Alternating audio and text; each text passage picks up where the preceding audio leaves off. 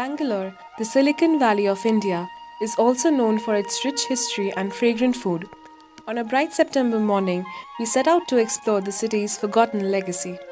It all started in 1537 when Kempegowda I, a chieftain of the Vijayanagar kingdom, built a mud fort, which today, after undergoing a metamorphosis, is what we call Bangalore city. At the entrance, we found huge spiked doors, and the walls were decorated with interesting Indo Islamic stone motifs. Hyder Ali rebuilt this fort with two layers of granite that holds mud and rubble inside, only making it more immune to the attacks by the enemies. Tipu succeeded his father and took over the castle and was attacked by the British who seized it during the Third Anglo-Mysore War. As we explored the fortification further, we climbed up a flight of stairs from where we could peer down the massive walls of the fort, strategically built for war. Adorned with cannon holes and gun holes, the installations were clearly well planned.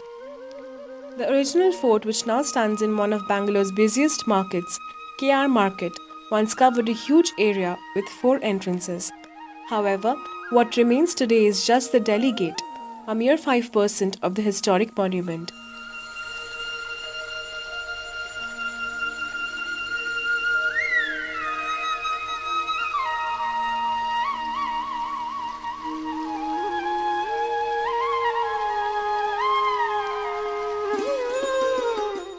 Moving towards the center, we found steps leading down to Tipu's infamous dungeons where he used to torture the British soldiers.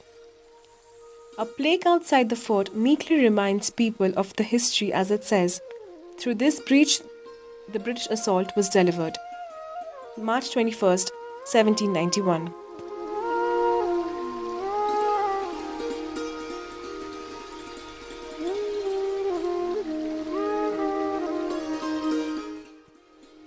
A brief walk from the fort through busy lanes and we reached Tipu Sultan's summer palace. The palace was one of the two distinguished structures built by Hyder Ali, the other being the magnificent Lal Bagh Gardens. The construction of this palace was completed by Tipu in 1791. A Farsi inscription on the entrance wall declares this palace as the abode of happiness and the envy of heaven. The palace is adorned with arches and balconies with beautiful floral motifs drawn on them, and is supported by 160 huge fluted pillars over its 2 stories. It is here that Tipu built his grand throne with tiger heads and extravagant jewels. However, he vowed not to sit on it until he defeated the British. As history would have it, Tipu lost the war and the British dismantled the throne. Standing at the edge of the magnificent corridors of the palace, we got transported back in history, back to the times when the fierce king of Mysore walked these grounds. The grandeur of the typical Indo-Islamic architecture engraved in teak wood resonates in the now peaceful darbar of the king of Mysore.